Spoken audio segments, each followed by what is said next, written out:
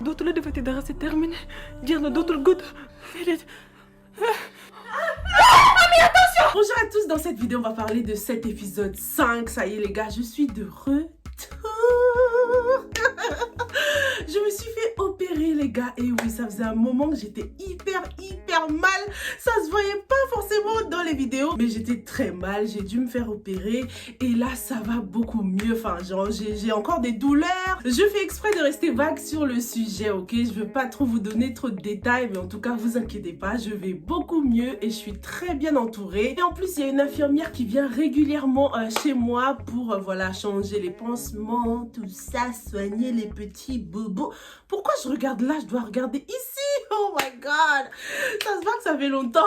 En tout cas, vous inquiétez pas, je me sens beaucoup mieux. J'étais tellement pressée de revenir. Et je suis super contente. On va donc attaquer tout de suite l'analyse de cet épisode 5. Si c'est la première fois que tu passes par cette chaîne, je m'appelle Sylvia. Et sur cette chaîne, je fais des revues et des analyses de films et séries afro. Sur cette chaîne, on aime bien aussi donner notre opinion sur nos séries préférées. Donc abonne-toi et active la cloche pour ne pas rater la prochaine revue. Mais franchement, Karma, c'est chaud là. Il s'est passé tellement de choses durant l'épisode 3, 4 et 5 que j'avais pas encore analysé. Mais on va direct continuer avec l'épisode 5 et à chaque fois on reviendra si nécessaire sur les autres épisodes de toute façon. Dans cet épisode, on a donc appris que Virginie est enceinte, que Lisa est en train de hustle. Et que Aliou n'est pas très honnête, les gars. Oh là là, mais on va tout de suite commencer avec Lisa. Lisa et sa pression familiale. Lisa essaye tant bien que mal de mener une vie normale après que sa relation avec Lamine a été découverte. Medoun, le méchant, a donc arrêté de subvenir à ses besoins. Le pire dans tout ça, c'est qu'il n'a aucune intention de divorcer, les gars. Dans l'épisode 32 de la première saison, il lui a bien fait comprendre qu'elle était sa chose et qu'elle le restera à vie. Tu ne vas jamais divorcer. Lisa, tu es à moi. Et tu seras à moi jusqu'à la fin de tes jours. Donc franchement, c'est tellement chaud pour Lisa. Je la trouve vraiment courageuse. Même si je cautionne pas ce qu'elle fait parce qu'elle a quand même trompé son mari et tout ça, Lisa reste quand même une femme très courageuse. Elle n'a pas envie de faire comme sa mère en fait. C'est comme si elle avait envie de casser ce generational curse, tu vois, cette espèce de fardeau générationnel là qui consiste à vivre pour sa famille et pas pour soi-même quoi. Lisa n'a pas du tout envie de faire comme sa mère. Elle n'a pas du tout envie de rester malheureuse dans un mariage. Et elle n'a pas du tout envie de compter sur un homme pour subvenir à ses besoins. C'est comme si mine de rien, Lisa elle attend son prince charmant quoi. Bon, il y a quelque chose de romantique en fait dans l'histoire de Lisa. Je sais pas si vous voyez ça de la même façon que moi, mais je trouve qu'il y a quand même quelque chose de romantique, quelque chose voilà d'un peu conte de fées avec le personnage de Lisa.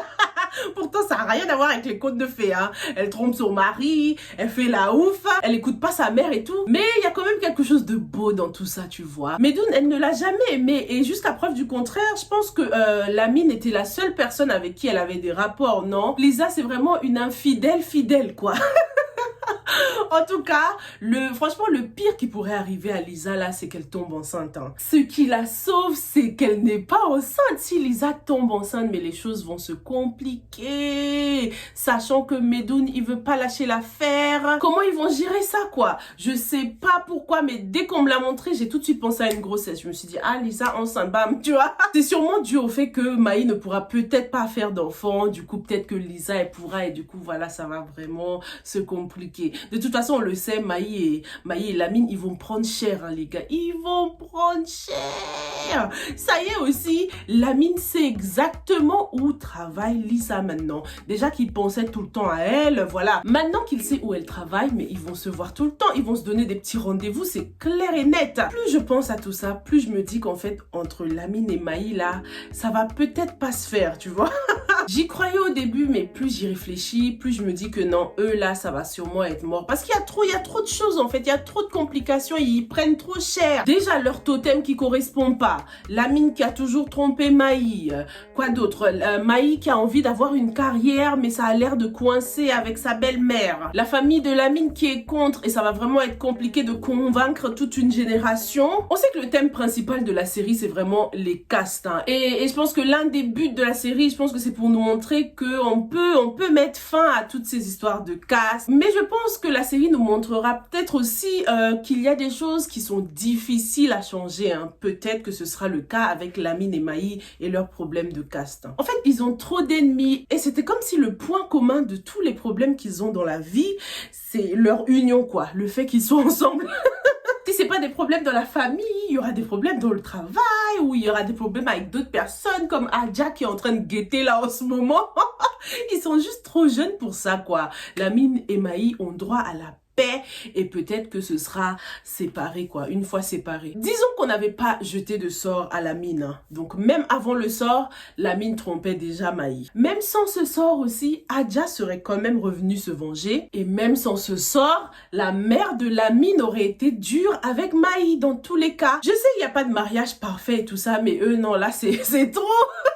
C'est limite, ils étaient un peu plus heureux avant le mariage, quoi. En tout cas, les gars, on sait bien que Lisa et Lamine vont recommencer à fricoter, tout ça, là, c'est sûr. Mais si Lisa tombe enceinte, mais c'est mort, c'est la fin du game, c'est sûr. Dites-moi dans les commentaires, vous, est-ce que vous pensez que Lisa va tomber enceinte? Peut-être que c'est le maraboutage qui fait ça, mais je trouve ça tellement culotté de la part de Lamine d'oser penser à une autre fille alors qu'ils viennent se marier. Ça fait à peine 1 an qu'ils sont mariés, come on. Peut-être qu'en fin de compte, il n'est pas du tout l'âme sœur de Maï et que c'est Monsieur Sec là, l'homme de sa vie. Dites-moi ce que vous en pensez dans les commentaires. On a aussi ce sort là qui doit être redirigé. Vers qui est-ce qu'il sera redirigé, les gars? Déjà, franchement, le père de Lamine, on en parle. Un homme courageux, déterminé, prêt à tout pour sa famille, prêt à tout pour sauver son fils unique, quoi. J'aime tellement ce personnage. Il est trop attachant, hein. Depuis la première saison, je le kiffe. Il a beaucoup changé, tu vois. Au début, il était vraiment le père autoritaire, le contraire du papa de Ndeye Marie, hein. Dans une analyse, je les avais même comparés. Il était tout le temps là, je suis le chef, je suis le chef.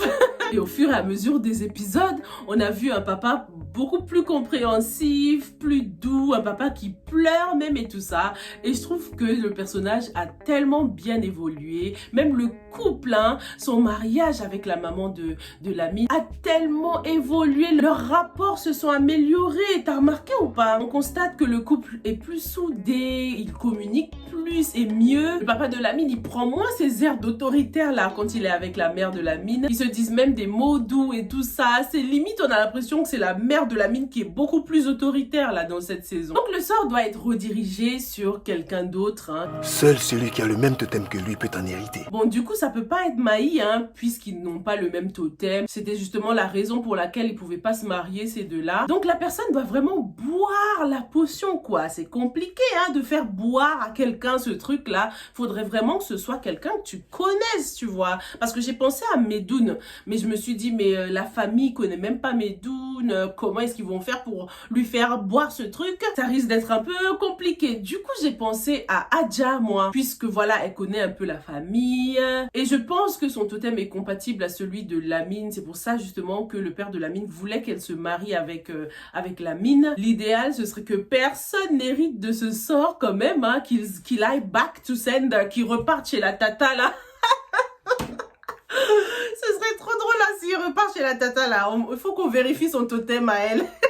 En tout cas, cette histoire de Lamine Maï là, franchement, c'est juste trop, quoi. Ils sortent d'un problème, ils rentrent dans un autre à chaque fois. Donc, ça veut dire que voilà, ils sont pas faits l'un pour l'autre, quoi. Je commence à le croire, hein. Dites-moi ce que vous en pensez. Il y en a plein ici qui n'aiment pas du tout Lamine, de toute façon, hein. Depuis qu'il avait commencé à tromper Maï, là, il y en a plein qui disaient non, Maï, elle mérite mieux. Même moi, je le pensais à un moment.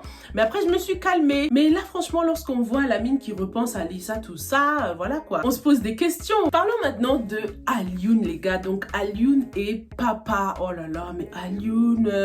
Alioune, c'est un petit cachotier, hein. Il n'est pas honnête. Je l'aimais bien au début, franchement, parce qu'il a quand même réussi à changer Ami en un temps record.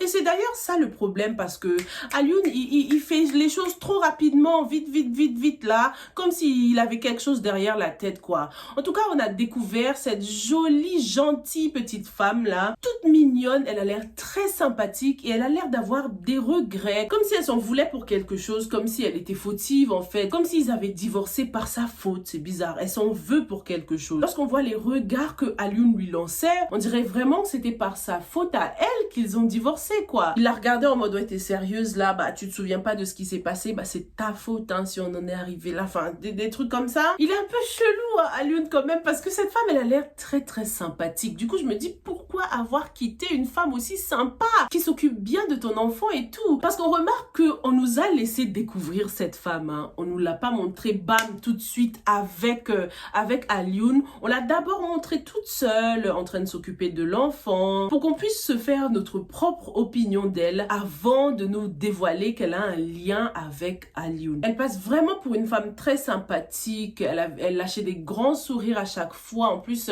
le choix de son costume, tu vois, elle avait un habit blanc, donnait l'impression qu'elle était vraiment innocente, alors que les regards d'Alioune nous donnaient l'impression qu'elle était fautive, tu vois. Et puis à cause de tout ce qu'on sait d'Alioune jusqu'ici, on sait que pour l'instant il est gentil, donc on a tendance à accuser l'autre personne alors que peut-être que c'est lui hein, le fautif dans l'histoire. Alors dans cet épisode, Alioune donnait vraiment l'impression de trop vouloir précipiter les choses. Déjà, on découvre seulement à l'épisode 5, comme ça ils ont bien fait exprès, on découvre que le père de Ami c'est son boss, mais dès qu'on a su ça, je me suis dit, attends, mais lui, est-ce qu'il fait pas tout ça pour bam bam bam, gravir les échelons professionnellement?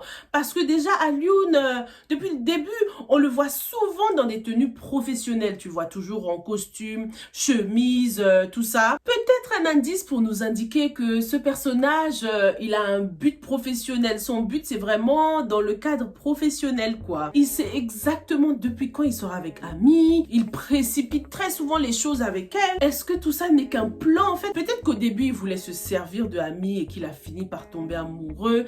Qu'est-ce que vous en pensez? En tout cas c'est très mal de sa part d'avoir caché la vérité concernant son fils alors que Ami elle l'a été voilà à cœur ouvert quoi. Il sait vraiment tout de sa vie et franchement je sais pas comment il a fait. Je suis encore choquée de la rapidité avec laquelle Ami s'est ouverte à lui. On sait qu'elle fait pas confiance à tout le monde quoi. Un point positif en tout cas c'est que Alioune a réussi à la changer. Elle n'est plus si agressive et tout ça et en plus on a appris qu'elle a subi des violences. Il a réussi à la guérir quand même un peu, ça c'est bien, mais j'aimerais bien que le personnage de Ami aille voir un spécialiste quand même parce que ça se voit que c'est une femme qui est hurt quoi, elle est très hurt. Alioune en tout cas, bon d'après l'éclairage, on voit que parfois il a un côté sombre et tout ça. Je dirais que c'est pas quelqu'un de diabolique mais il n'est pas très honnête quoi. Ça doit juste être un petit malin quoi, je sais pas mais j'ai du mal à le voir vraiment diabolique, je sais pas pour l'instant.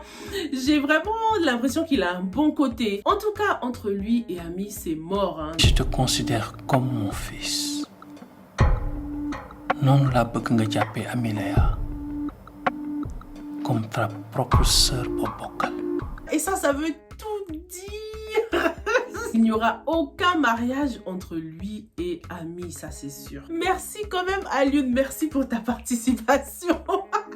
On en sait plus maintenant concernant la femme mystérieuse, les gars. Donc, ce n'est pas l'ex-femme de Abou, mais c'est quand même une femme mariée. Et du coup, son mari a été arrêté pour recel, quoi. C'est un truc de ouf. Et d'ailleurs, en parlant de l'ex-femme de Abou, vous m'avez tous dit, oui, Sylvia, regarde dans le générique de fin. Il y a le nom de l'actrice qui incarnera le rôle de l'ex-femme de Abou. Je suis allée regarder, j'ai vu, je crois que c'était Sensi Diallo. Et ça m'a tout de suite fait penser à une actrice Sensi D que je suis sur Instagram. Cette actrice, elle a joué dans plein de séries, hein. Elle a joué dans Dérapage, elle a joué dans Jigen, d'ailleurs, Jigen saison 2, Marodi, on attend. Et je la kiffe parce qu'elle joue toujours des rôles de badass, tu vois, de femmes un peu badass. Donc si c'est elle, l'ex-femme de Abou, mais j'ai hâte de découvrir ça. Parce que jusqu'ici, cette actrice, je l'ai toujours vue dans des rôles de femmes pas très pieuses et tout ça, de badass, tu vois. Donc ça va être intéressant, en tout cas, si c'est elle, parce que des Sensi D, il y en a sûrement plusieurs au Sénégal, tu vois. On verra bien, les gars, j'ai trop hâte. Mais franchement, Abou, comment on peut mener une vie comme ça? Ce genre de personnage qui traîne dans des affaires louches, ça va finir par lui retomber dessus, hein, dans tous les cas. Déjà, je trouve ça dingue, hein, cette pauvre dame. On a incarcéré son mari qui, lui, n'a fait que acheter la voiture, mais la personne qui vend, elle est toujours en liberté, hein. C'est clairement la preuve que Abou a le bras long, quoi. Et en plus, maintenant qu'il y a une avocate dans sa famille, voilà, quoi, il est bien. C'est pour ça qu'il est à fond dans Ouli, là. Il se met toujours de son côté. On dirait dirait vraiment des partenaires de crime. Ils donnent vraiment l'impression qu'ils travaillent déjà ensemble même presque. Et franchement, comment c'est tendu entre Ouli et Madjib. Ouli prétend mieux comprendre sa mère que tout le monde. C'est presque surjoué quoi. C'est presque trop beau pour être vrai, c'est trop. C'est à moi de m'imposer et de me faire accepter. C'est pas possible de ne pas en vouloir à sa mère, même un tout petit peu après toutes ces années comme ça, revenir sans rancune. Vu la tête qu'elle a en plus, Ouli, là, elle sans rancune. T'as vu comment elle a dégagé sa grand-mère du salon la dernière fois? Ouli, elle nous prépare quelque chose, ça c'est sûr. Un truc, mais sucré. Ah, moi j'ai peur d'elle. Elle a l'air pire que Aïda. Elle est pire que sa mère, les gars. Attends, à 15 ans, elle-même a retrouvé sa mère. Mais ça veut dire que ça fait des années qu'elle peaufine son plan là. Elle a un plan bien précis, Ouli. Et elle a déjà commencé à le mettre à exécution, ça c'est sûr. Non mais t'as vu le regard qu'elle a lancé à Madjib après avoir joué du violon là? Après avoir dit toutes ces belles paroles? Arrête. Mais ça se voit qu'elle est diabolique. T'as même pas besoin de parler, Ouli. Arrête. Tombe le masque, frère. Ta mère qui a jamais été là pour toi et comme par hasard, quand elle est dans le caca le plus profond, c'est là qu'elle fait appel à toi. Et toi, à ton âge, avec ta réflexion, tu lui en veux même pas un tout petit peu. Celui que j'ai kiffé, c'est Madjib. Madjib, il lui posait les bonnes questions. Excuse-moi, mais elle t'a repoussé. Ok, elle t'a repoussé même après que toi, tu l'aies retrouvé. Il était très clair, net et précis. C'était vraiment le clash entre eux. Ça m'a même donné l'impression qu'au final, c'est Madjib qui va sauver sa mère de Ouli, tu vois. Parce que ça se voit qu'il se méfie déjà d'elle, quoi. Non, mais son regard, il est légendaire. Après avoir prêché la paix, là, ma mère, c'est tout pour moi, je la défendrai. Elle a bien récité, zoin. Elle a bien joué au violon, là. Après, elle te lance ce regard, là. En tout cas, j'aime bien le fait qu'on nous ait parlé de son père. C'est la preuve qu'il va sûrement refaire surface. Hein. J'ai hâte de voir qui ce sera. Parlons aussi de Virginie. Oh là là, comment mon opinion de Virginie a tellement changé depuis la première saison. Virginie est clairement piégée. Hein. Encore plus avec cette grossesse. Virginie est grave inquiète pour son avenir, en fait. C'est pour ça qu'elle fait des cauchemars et tout ça. Elle est vraiment perturbée. C'est bizarre, mais même si j'ai tout de suite compris que c'était un rêve, c'était tellement bien joué que j'étais stressée, en fait. Hein. Je savais qu'elle rêvait, mais c'était trop stressant. Ça nous a un peu donné un avant-goût de ce que Virginie vit tous les jours, quoi. Elle est dans le stress permanent en ce qui concerne Abou et c'est tellement triste. Alors la scène de la grossesse a été tellement bien faite aussi. Bien avant qu'on nous montre cette scène, je me doutais déjà que Virginie était enceinte, quoi. Parce que déjà, lorsqu'elle a regardé par la fenêtre, on a entendu des voix d'enfants. Et je me suis tout de suite dit que Virginie était en train de regarder des enfants jouer dehors. Bien avant qu'ils nous montrent la femme et Abou dehors, quoi. Ensuite, pendant le rêve, Ami Léa a dit « Tu pourras protéger ton enfant. » Dirne, c'est terminé. Maintenant, me protéger, c'est bon. Encore un indice pour nous montrer qu'elle était enceinte, qu'elle attendait un enfant. Et on dit souvent que lorsqu'on est enceinte, on fait beaucoup de rêves de bébé. Je sais pas si vous avez déjà entendu ça. Donc c'était aussi un indice. Et puis voilà, sa conversation en mode motherhood avec Ami. Je me suis dit, bon, elle là, elle est sûrement enceinte, quoi. Ils ont bien fait ça, en fait. J'ai kiffé toutes les scènes avec Virginie, quoi. C'était très touchant, en fait. Maintenant qu'elle est enceinte, est-ce que ça va empêcher Abou de la brutaliser? Est-ce que Virginie va perdre ce bébé justement parce que Abou la brutalise? En tout cas, elle a envie de le protéger. Hein. On l'a vu avec cette scène finale. Donc, qu'est-ce qu'elle va faire? Est-ce qu'elle va s'enfuir? J'ai pensé à une fugue. Dis-moi dans les commentaires. En tout cas, en ce qui concerne le Sénégal, elle peut pas s'échapper. Hein, parce que voilà, Abou, c'est le roi du Sénégal, on dirait. Si elle va chez sa famille, il va aller la chercher. Donc la seule solution, c'est peut-être de partir à l'étranger. Hein. Peut-être aller retrouver Lucas à l'étranger. Ah là là, comme je le disais, mon opinion concernant Virginie a beaucoup changé. Hein. Au début, dans la première saison, je l'aimais pas du tout. C'était pas ma préférée, en fait. Hein. J'aimais pas son côté superficiel. Elle avait pas l'air vraie. Des fois, je trouvais qu'elle mentait. J'avais une opinion grave bizarre d'elle. Et les choses ont changé au fur et à mesure. Maintenant, je l'aime trop. Je la trouve tellement fragile et vulnérable. J'ai envie de l'aider, tu vois. Je me soucie tellement de ce personnage parce que ça pourrait être n'importe qui, tu vois. C'est facile d'être devant l'écran, regarder et puis critiquer, mais n'importe qui pourrait tomber dans le piège de Virginie, hein. Parce qu'au début, Abou s'est présenté sans ses richesses et tout ça. Il avait vraiment l'air d'être un homme bien, assez simple, voilà. Et puis il s'est dévoilé au fur et à mesure. Elle est vraiment tomber dans un piège, quoi, c'est le cas de le dire, et tout le monde pourrait tomber dans ce piège. C'est pour ça que ce personnage m'attriste beaucoup, quoi, parce que voilà, ça pourrait être n'importe qui, les gars. En tout cas, en ce moment, elle a beaucoup besoin de Amy, mais je pense que Amy peut pas vraiment la sauver, hein. Dans son rêve, Amy était vraiment sa sauveuse, mais personne ne peut la sortir de cette situation à part elle-même. On a vu les conséquences, justement, si Amy voulait la sauver, ça pourrait avoir des conséquences dramatiques, tu vois. Donc, peut-être que ses amis pourront l'aider un petit peu, mais vraiment, personne ne pourra la sauver à part elle-même, quoi. Faut vraiment qu'elle prenne cette décision, parce que depuis le début, elle aurait pu partir, quitter le mariage, mais elle est toujours dedans, elle est restée, et maintenant, elle est enceinte. Maintenant, il s'agit de protéger son enfant et pas elle-même, quoi. C'est ça qui rend la chose encore plus grave. On monte d'un cran, là, parce que il y a maintenant un enfant en jeu. Je kiffe ce scénario, je kiffe tous les scénarios, je kiffe cette série de toute façon. Cette deuxième saison-là, c'est vraiment l'un des plus touchants, hein, celui de Virginie, là. Alors que dans la première saison, là, Virginie, je la supportais pas. Mais là, j'ai envie de l'aider, je suis trop attachée à ce personnage maintenant, tu vois. Dites-moi ce que vous avez pensé de cet épisode 5. Et on se retrouve très bientôt pour la suite, ok? Stay safe and stay blessed. Bye!